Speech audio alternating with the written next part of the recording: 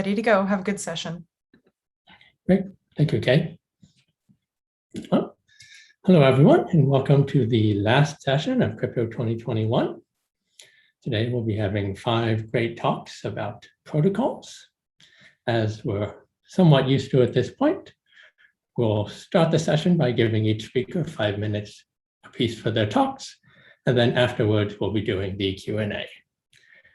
And please, if you think of questions during people's talks, put them in the Zulip so we can ask them later. And without further ado, the first talk we're going to hear is a logarithmic lower bound for oblivious RAM for all parameters, which is taught by Ilan Komogatsky and Wei-Kai Lin. Without further ado, take it away, Wei-Kai.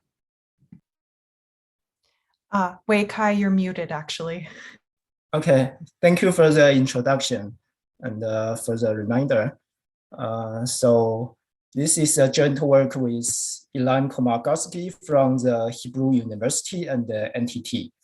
So the problem of oblivious RAM or ORAM considers a scenario of outsourcing storage. So we have a client that has only a small storage, so we outsource a huge data array to the cloud server.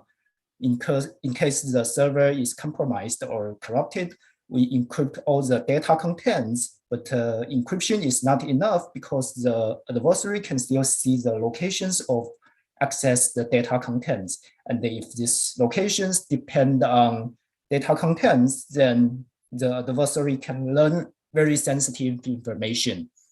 To defend against such adversaries, we model this problem using the standard random access machine. The correctness of ORAM is just the standard abstract data structure array. We can update or query an array entry by the index of this entry, and we require every entry must be answered before the next operation, either that's a update or next query comes in.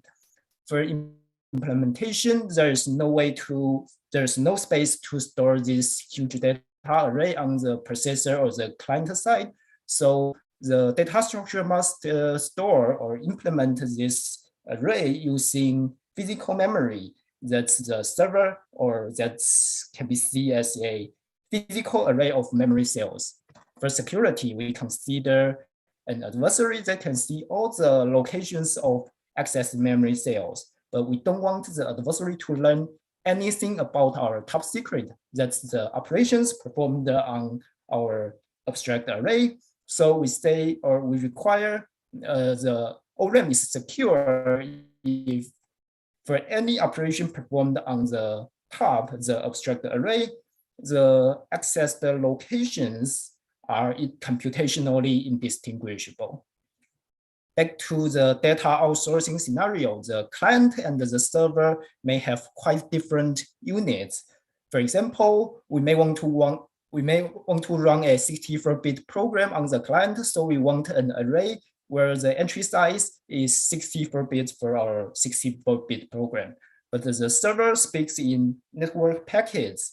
The packet size is probably 1 megabits, so that means the cell size on the server is 1 megabits. And this introduces 2 extra parameters, the entry size and the cell size.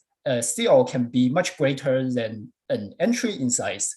And this also makes the efficiency metric slightly different in terms of terminology, because the cells can be much greater than an entry. So we call it I/O efficiency. The definition is totally the same. It's measured in the number of memory cells accessed. It's just using a different name for in case of confusion. Under this model, there are many upper bound constructions. On one extreme, when cells are small, we achieve log n efficiency, log n I/O. And on the other extreme, when cells are large, we achieve constant I/O. So the efficiency increases when the cell size increases. And the main question we want to know in this work is whether we can significantly improve the efficiency when we have larger cells.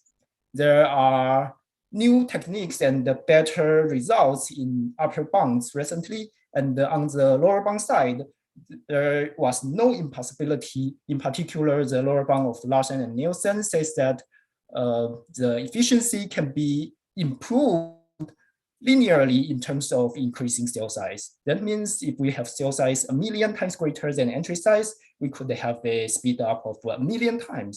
Or speaking asymptotically, if we increase cell size by a log vector, then we could improve the efficiency from log n to constant. That's also a huge improvement. However, as our title suggested, we improved the lower bound side. Our stronger lower bound says that the efficiency can only be improved logarithmically in cell size. That means if we increase cell size by a log vector or any polylog vector, then the speed up can be at most log n. Moreover, our lower bound matches the upper bound where cells are large, that is cell size greater than any n to the epsilon. So our lower bound leaves a very narrow range of parameters that are still open. Technically, our result is based on the previous result of Larsen and Nielsen. They propose a hard sequence of operations. And our key idea is to make this hard sequence of operation even harder by querying random entries in the abstract array. This allows us to prove a stronger technical lemma. It says that with high probability, any O-ring construction must access at least one memory cell in order to answer one query correctly. This lemma is extremely simple and intuitive, but it's also very useful, and it is actually the most challenging part in our proof. And that is because we don't want to put any restriction on the O-ring construction. To wrap up, we improved the lower bound of O-ring. Our lower bound is very robust. It is unconditional, and it holds for any O-ring construction that may use any cryptographic assumption. And our technique extends to other settings like multi-server O-rings. There are still open problems like the bounds for statistical security. And I also want to advertise for our new related results like oblivious parallelogram. Thank you for your attention. Okay, thanks for that talk. Just as a reminder for anyone, if you have any questions about this talk, feel free to put in the Zulip and I can read that later when we get to the questions. And yeah, so without further ado, the next talk again by Wei-Kai Lin on oblivious RAM with worst case logarithmic overhead with Gilad Asherov, Ilan Komogodsky, and Elaine Shi. Take it away. Thank you for the introduction, Joseph. So I'm still talking about oblivious RAM, but now on the upper bound side. This is a more efficient construction in terms of worst case running time.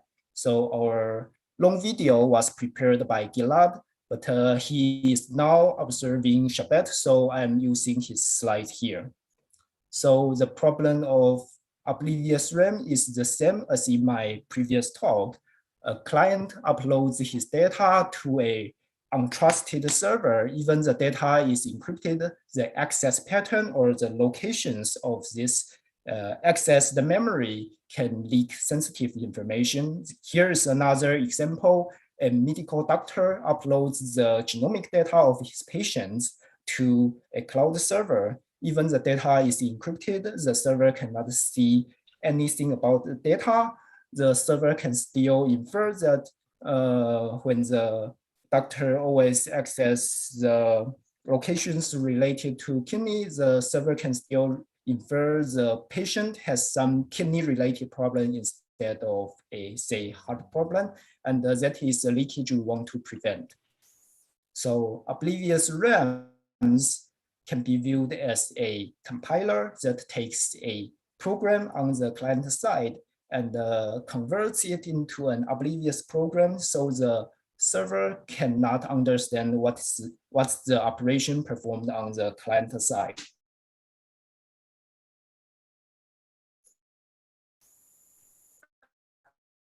The security requirement can be simulated so that this access pattern cannot leak information. Oblivious RAMs do so by shuffling parts of the memory every now and then and moving blocks in the memory around. So naturally, oblivious RAMs introduce some overhead. This shuffling the memory every now and then is expensive, and every operation on the client side translates to many accesses by the oblivious RAM. So the problem is how many accesses. We consider the standard setting where n is the memory size and the logical and the physical memory word size is log n in bits. So that is the setting when cell size equals to entry size in my previous talk. And the lower bound says that any ORAM must introduce log n overhead. And there is a long list of upper bound constructions try to match this lower bound. And it was finally matched last year in Eurocrypt by the construction Optorama. But a closer look on these constructions shows that all these constructions achieve the complexities in the amortized sense. That means for T operations, this construction run in time T times log n, but some operations might take much longer. In particular, all these constructions has a worst case time order n, and that's pretty bad. Previously, there are deamortization methods to improve the worst case complexity. However, these deamortization methods are not compatible with recent constructions, Panorama or Optorama. This means in terms of worst case, there is a rather large gap between the best known ORAM construction and the lower bound. To elaborate further, both Optorama and Panorama apply the technique called reusing randomness. I will briefly talk about this technique in my next slide, but the point is the deamortization method was applied on a heavy procedure called rebuild, and the deamortization needs to start this rebuild procedure earlier in advance, and this makes it incompatible with randomness reusing. And the main technical question in our work is whether we can deamortize ORAM constructions that rely on randomness reusing, like Panorama or Optorama. So what goes wrong in Panorama or Optorama? The idea of randomness reusing is that when we want to shuffle elements into a new hash table, for those elements that are not touched or not accessed, they are still randomly shuffled, so we don't need to reshuffle them. In particular, in the construction of ORAMs, we want to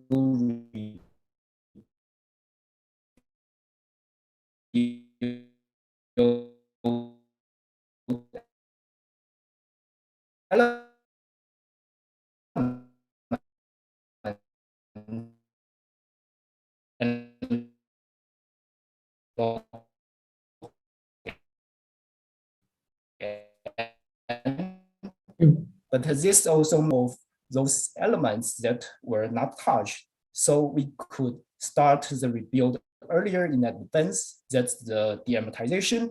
But for Panorama and Optorama, the rebuild process really depends on which elements that are not touched. So we cannot start to rebuild earlier in advance. In this work, we solved this problem and constructed an ORAM achieving log n overhead in the worst case.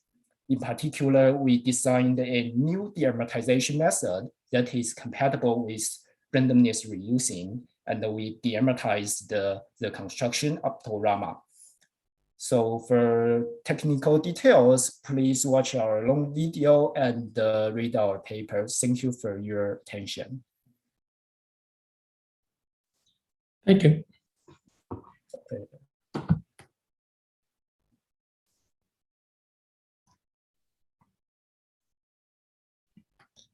Okay, thanks for both of those talks. Next up, we have Elaine Sheet. So if you could start sharing your screens, that would be great. And Elaine will be talking to us about puncturable pseudo-random sets and private information retrieval with near optimal online bandwidth and time. And we can see your slide, Elaine, so start when you're ready. Okay, yeah, thanks a lot. I'm going to talk about some new results on private information retrieval. This is joint work with Wakar Akhil, Bala Chandrasankara, and Bruce Max. Okay, so the motivating example is private DNS. And recently, private DNS received a lot of attention from companies like Cloudflare, Apple, and Mozilla. Like, for instance, in the new Firefox browser, there's a private DNS feature, but they're basically doing DNS over HTTPS, so the server can still see all of your DNS queries. So it would be nice if we can, do this DNS lookup without having to reveal your privacy to anyone, including the server. More specifically, imagine we have a paranoid cryptographer. Hypothetically, suppose he likes to play Minecraft, but he doesn't want the DNS server to find out. So, we want to run some privacy preserving protocol that protects the user's privacy. So the database is actually public, and it is the query that we want to protect. More abstractly, we can think of the database as consisting of n bits, and the user wants one of these bits. Okay, and we want to hide the index X that the user is looking for. And in our paper, we specifically focus on the two server setting. And there are two non-colluding servers. And essentially, we want to say, for privacy, any individual server's view is completely, let's say, independent of the user's query. And let me quickly give you landscape of this area, and then I'll tell you our results. And I won't have time to go into the construction. So there's a class of schemes which I call classical PIR, and these are schemes without pre-processing. And there's good news and bad news.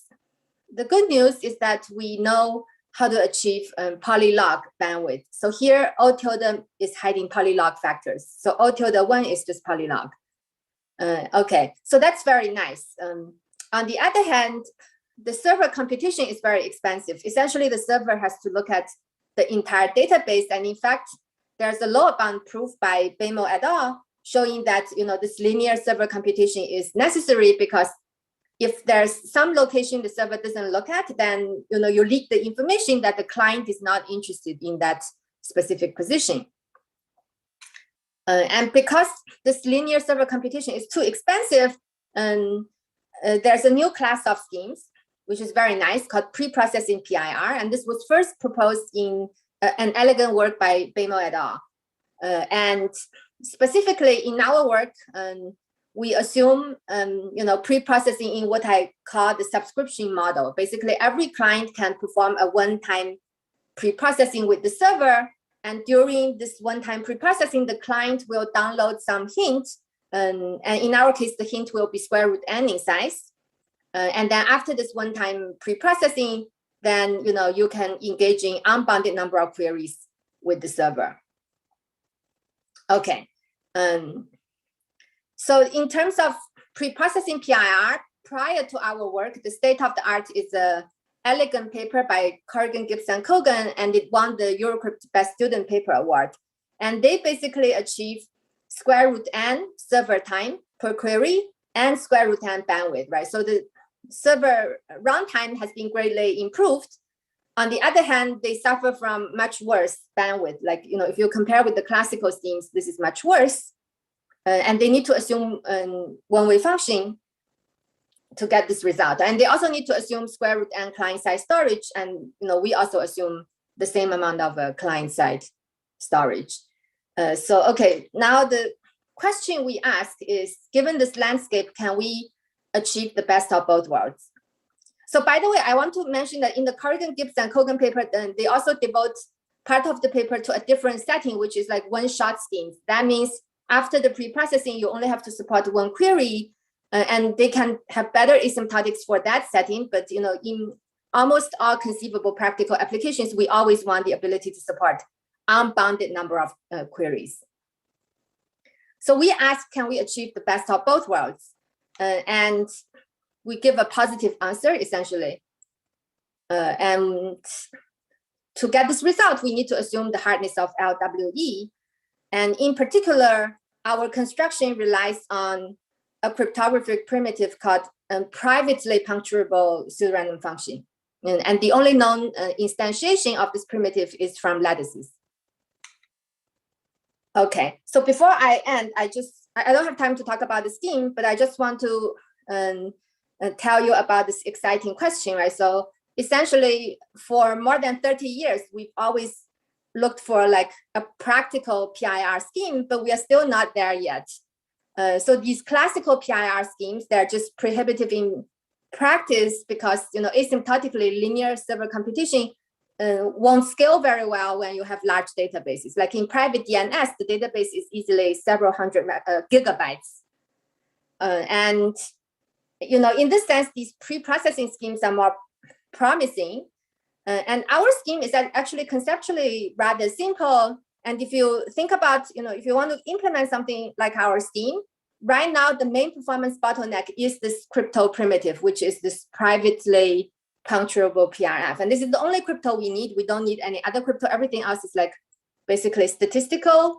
So in some sense, if for instance, if you could get a practical privately puncturable PRF scheme, then perhaps that's one possible path, towards tackling this open question.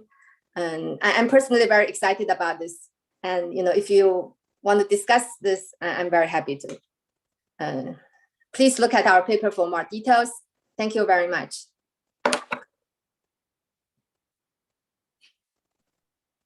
Great, thank you, Elaine. And once again, if people have questions, you can feel free to put them on Zulip and we'll get to them later. But for now, we'll be moving on to our next talk, which will be given by Doreen Riepel about authenticated key exchange and signatures with tight security in the standard model. Yes. Okay. Hi, can you hear me? Yes, we can hear you. Okay, perfect. Thanks for the introduction and hi to everyone. So let me directly start with a general overview of authenticated key exchange. We consider two users, Alice and Bob. They exchange some messages and in the end, they will both compute a shared session key, which can then be used to encrypt further traffic. When looking at the security of an AKE protocol, we also consider an adversary Eve, and we put Eve in between the interaction. That means Eve controls the message flow. She can drop, modify, or inject messages. We also give Eve access to some secret information. She can, for example, corrupt the long-term keys of users, reveal secret state information, or session keys. And for this, we define two security goals. The first one is authenticity, and the second is key indistinguishability, which essentially says that the real session key is indistinguishable from a uniformly random key. Which brings me to some background on provable security. We define security as a game between a challenger and an adversary. And we prove security by contradiction using a security reduction. That is, we assume there exists an adversary A against our scheme, in this case, the AKE protocol, and we use A to build an adversary B against a computationally hard problem. And we focused on tightness, so let me define this. We call a security reduction tight if A and B have about the same advantage in running time. And what I mean with about the same is that they only differ in a constant factor. And for many AKE proofs, this is not the case. as we are not looking at 2 users and 1 session key, but in the game we have many users and each of them may have many sessions, and all of these can be test sessions. And why this is interesting is because it tells us how to choose system parameters. In fact, only a tight proof allows us to implement the protocol theoretically sound without the need to increase system parameters. Okay, and in order to put our work into context, I want to give a short comparison to previous work. The details of this table are not too important. I just want to highlight some properties here. The first tightly secure AKE was proposed by Bada et al. At TCC 2015. They also focused on the standard model and they proposed a very efficient signature scheme. But unfortunately, we found a flaw in their proof. So the protocol actually needs to rely on another inefficient scheme. And one of our contributions here is that we modify and fix the signature scheme to make the proof work. Going further, at Crypto 2018 and 19, there were 2 works on AKE in the random oracle model. Justin and Jager first proposed a quite efficient variant of the signed Diffie-Hellman protocol. And 1 year later, Concorde and al. Provide very practical and efficient Diffie-Hellman protocols without signatures, but their proof is also not completely tight. And following this, the work of Liu et al. Presented at AsiaCrypt last year focused on tight AKE in the standard model again. They use a slightly different security model for test queries, and our work now revisits their construction in a more realistic model and also with our new signature scheme. The work by Jager et al. At Eurocrypt this year was the first to then consider tight AKE with ephemeral state reveals, but their techniques inherently relied on the random oracle model, which brings us to our work, which combines everything together. So we have a proof in the standard model, the protocol is still quite efficient, and we also allow state reveals. So let me give a short overview of our results. We follow the quite standard approach of a generic construction from an ephemeral camp to derive the session key and a signature scheme for authentication. We extend this protocol by an additional round with the nonce. And this nonce helps us to relax the security notion for the CAM to multi-user, single challenge, CCA security. And previous work needed multi-challenge security here, which is harder to achieve. For the signature scheme, we also need multi-user security, but this time with corruptions. And those components together already yield an AKE scheme with authenticity and key indistinguishability. But now we strengthen the security of the CAM again, and we also require corruptions and some special property. And also we add an symmetric encryption scheme with some standard CPA security. And then we can also prove security against state reveals. To summarize, the CAM is one of the main building blocks to construct our new efficient and tight AKE protocol in the standard model. We can build it from hash-proof systems, for example, under the matrix Diffie-Hellman assumption. Our new signature scheme is the first that supports corruptions while still being efficient.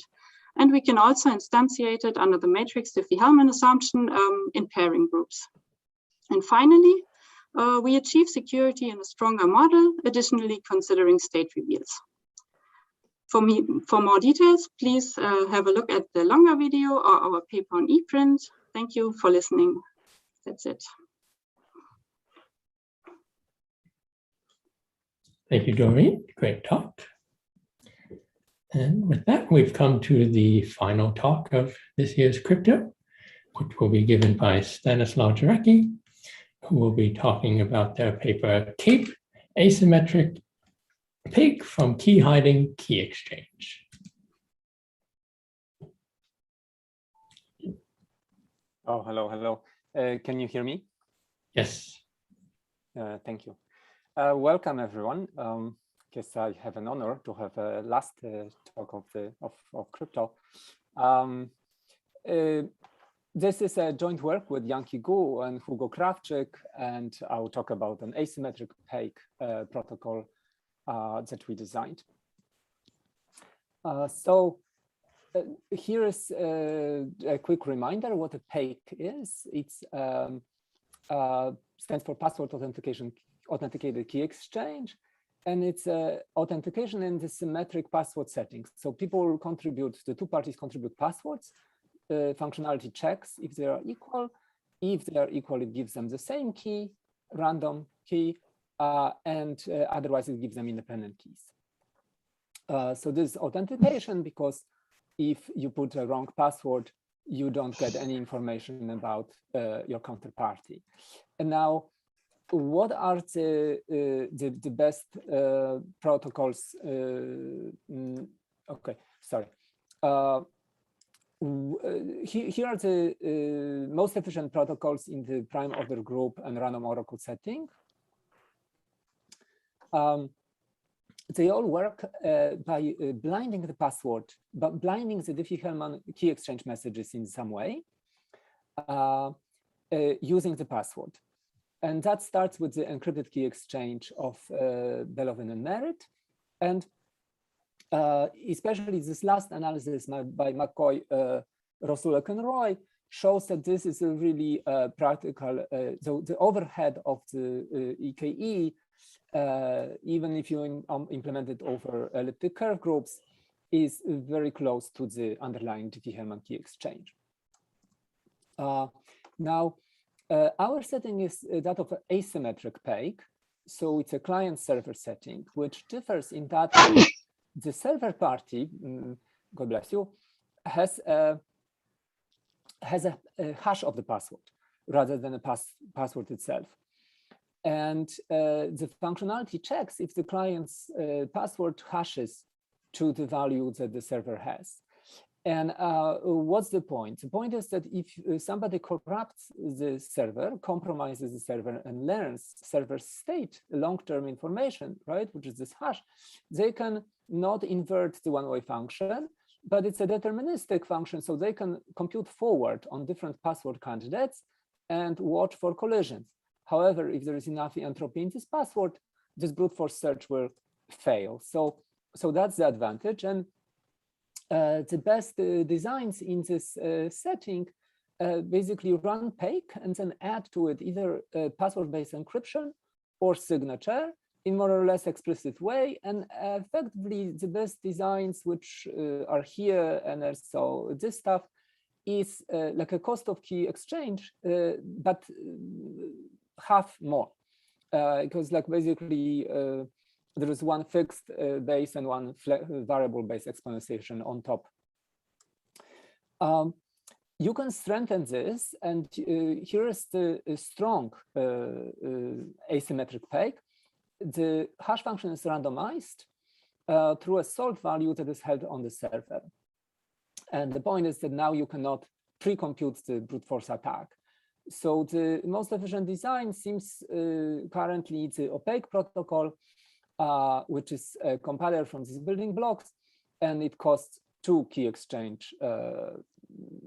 Okay, so this is the efficiency landscape. Symmetric PAKE can be done at the cost of the key exchange. Asymmetric, no, and strong asymmetric, even less. And interestingly, authenticated key exchange, the kind that was discussed in the last talk, where the authentication is based on public keys, can also be done in the like at the cost of key exchange, essentially. So what we do is that we give a new construction for asymmetric PAKE that is a small overhead over something we call key hiding or key private authenticated key exchange. And because HMQV, the same as this most efficient AKE protocol, is key hiding, it's in what was called implicitly authenticated key exchange, and key hiding is a stronger property. Then this design gives us an asymmetric PAKE that is now at a very comparable cost to the best symmetric PAKE. So it turns out that we don't pay a price for asymmetric PAKE now. Here is the protocol. The client and server create public-private key pairs, and the hash of the password, quote unquote, so this is the server state, is the public key for the client, secret key for the server, and an envelope, which is an ideal cipher encryption of the client's credentials under the client's password. So the server sends this envelope, the client decrypts and gets the keys, which then they run the key hiding egg on it. And then there is a round of key confirmation. So it's a very simple design, and it's secure if this thing here is a UC key exchange and it's key hiding, which we formalize in this paper. But just compare to the very classic result of encrypted key exchange of Belov and Merritt. I mean, this is the paper that started work on password authenticated key exchange. And it was a very neat, beautiful compiler from key exchange to symmetric password exchange. By how did it work? Every key exchange message was password encrypted under ideal cipher encryption. That was analyzed later by Bellara et al., but that was the thing. And what we do is that we compile from authenticated key exchange to an asymmetric peg using a sort of a similar trick, but on a different level. We encrypt inputs, the authenticated key exchange inputs of the client, and leave the key exchange itself alone. Okay, and now, I'm out of time. So very briefly, if you instantiate with HMQV, the protocol looks like this. So it's very, very simple. And the cost of it is DP-Hellman key exchange, essentially. And that's it. This works because we use ideal cipher on groups. We need ideal cipher on groups. So this is an exciting work that gives probably the best implementation of an ideal cipher, although it's not full ideal cipher, but it's good enough for this kind of stuff. And it also gives rise to an interesting twist, a variant of opaque. So you will have to see the full talk and of course the paper for this. I also put slides online if anyone wants to compare the opaque design to this new strong APEC that comes out of this paper, because we put the two side by side and compare them for anyone who is interested. And open questions, I would think we have one extra flow compared to other protocols, so optimal cost and optimal flow would be nice to get, and implications for lattice-based crypto systems. How would you get instantiated from lattices? Some of this is easy, and some a little not so. Thank you. Okay, thank you for that talk, Stanislav. And I guess we can give a nice virtual applause to everyone who gave a talk in that session to thank them. So.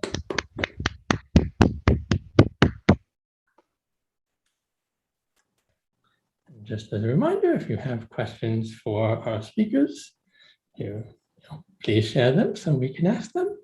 And I'll start off with the question that we had for Elaine on the Zulip. Jasper Singh asked, can we hope to improve the square root and online server time complexity any further? Or is there any known lower bound for server-side complexity in the pre-processing model? That's a great question. Actually, I should have mentioned it in the talk. And basically, there's an elegant lower bound proven by Corrigan, Gibbs, and Kogan. And under square root and client-side storage, the server computation is almost optimal up to polylog factors.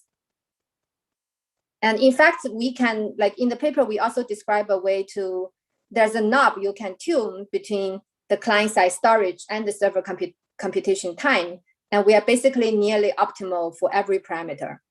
You can basically tune the parameters to get different trade-off. Okay, thank you. I guess I'll next go to a question for Stanislav from Watson Lad. They ask, are there ideal ciphers for the lattice setting? seems like for something like NTRU, one could enumerate sign permutations and use that transformation. I don't know anything specifically designed for lattices, but the one approach to ideal ciphers is that as long as the domain, like for example, take particular lattice CAM and its ciphertext, as long as the ciphertext can be encoded as random bit strings of certain length, then you are in a sense done, except that these bit strings are long, and the a standard cipher doesn't take 2000 bits of plaintext or 10,000 bits of plaintext, right? So you still need to go from standard ciphers that let's say that you believe AES is an ideal cipher. How do you go from 128 bits to much larger domain? But there are existing constructions for this that you might want to improve, but they are out there. But the problems appear like if your domain space is not random, or it's difficult to encode it as random. So that's the whole thing about elliptic curves. Elliptic curve, in a standard way, a point on an elliptic curve can be distinguished from a random bit string because it satisfies elliptic curve equation. So it's a non-trivial question: how do you encode a random elliptic curve point as a random bit string that cannot be distinguished, from a uniform random bit string, right? And for lattices, I think it's actually easier, or at least for many lattice CAMs. And the only thing is that they're long.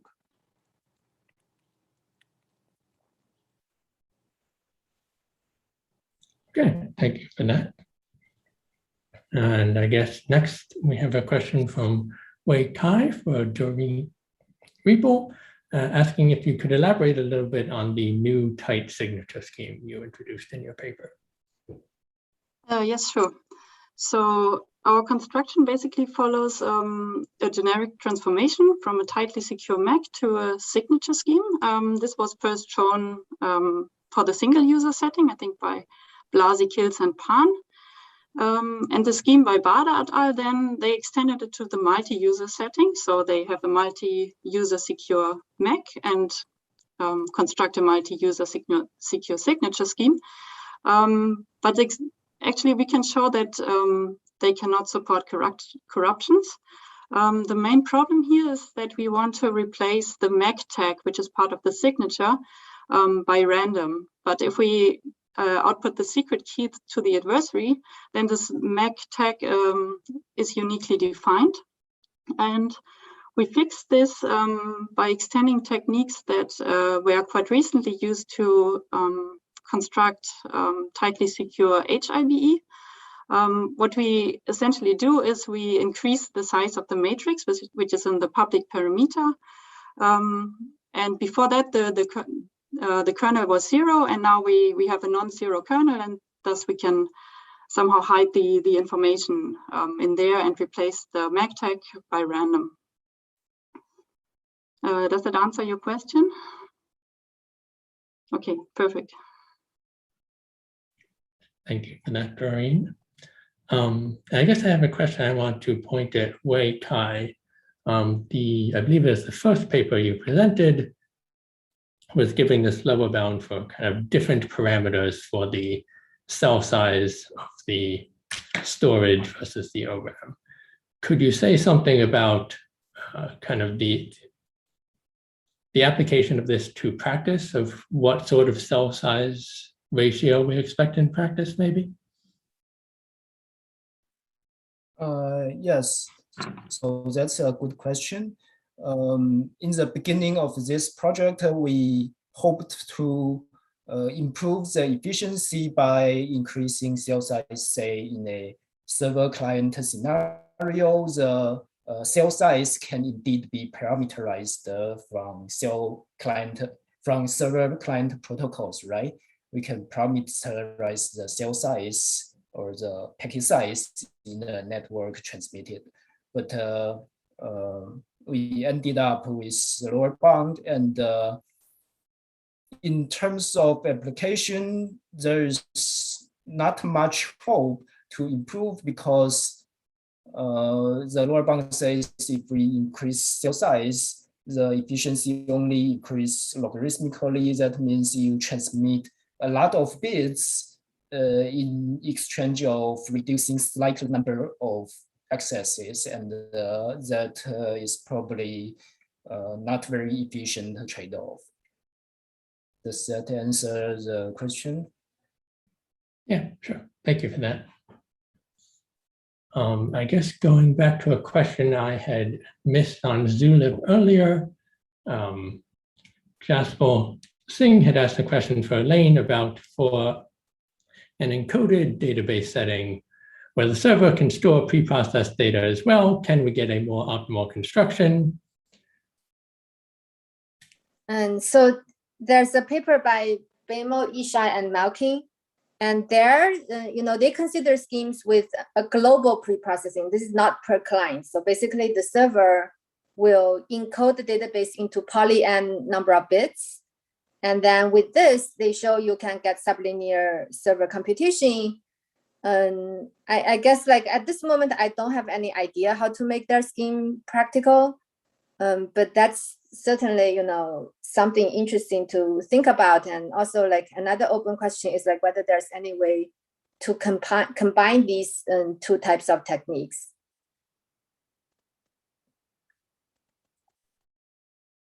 Okay, thank you. And I guess I'll ask this question we had for Stanislav. Oh, let's see. I'll ask this one first. A question that Mihir Bellari asked for Stanislav: does the use of public key crypto mean you need a public key infrastructure? Oh, do we? No, I don't think so. No, because the secret keys, the public key pairs are picked per user. So like if a client wants to register their password with the server, the server or the user picks two keys, two public key pairs, and forms this password hash from them.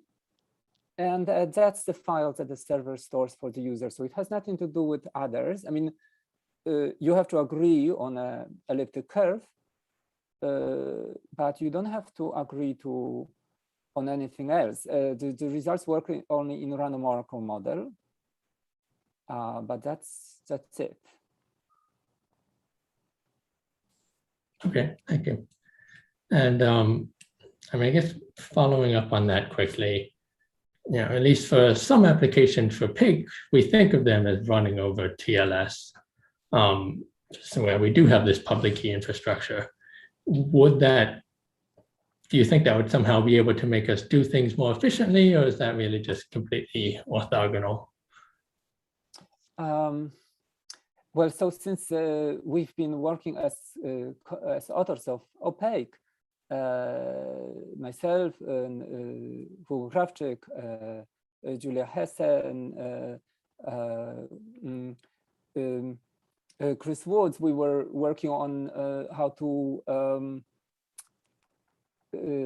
to integrate Opaque with TLS. And that's an example of, and it's an ongoing work. It's an example of how integrating PAKes with the public infrastructure like TLS, you actually can take advantage. It's an efficiency advantage though. So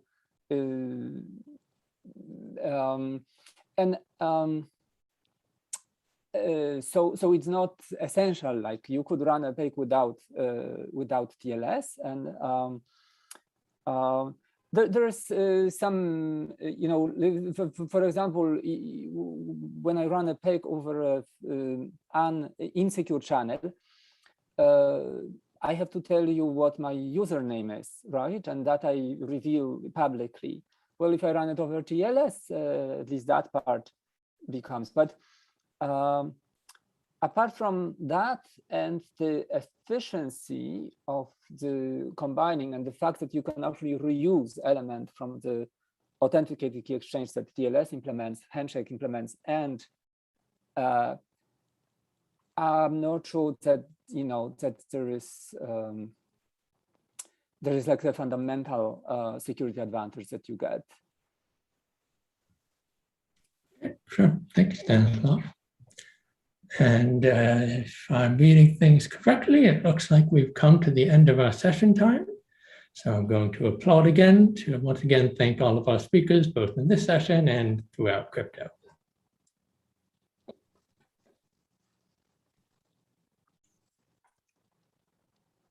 And, I guess I'm not sure who's in charge of the wrap up, but feel free to take over, whoever that would be.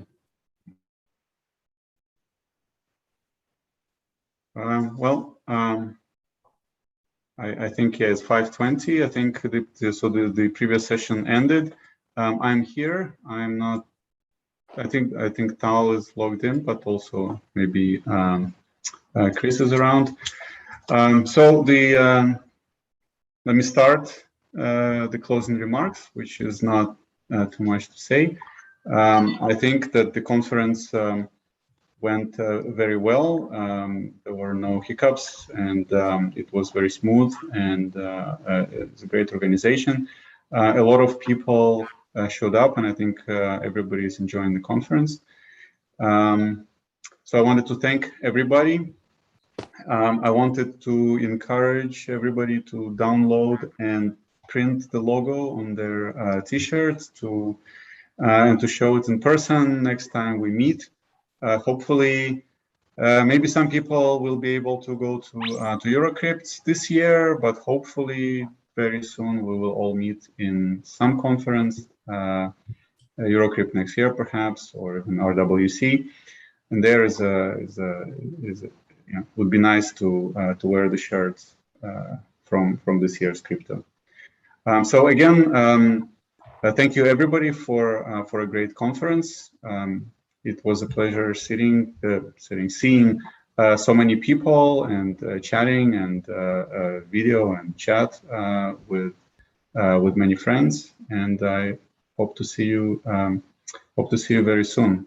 I already thanked Kevin and Kay 300 times, but let me let me thank them again for making this happen so easily. Thank you. I'll just add thank you also to everyone, the organizers, Kevin and Kay and Vlad and everyone else, as well as the audience and the authors. And I also hope to see everyone in person very soon.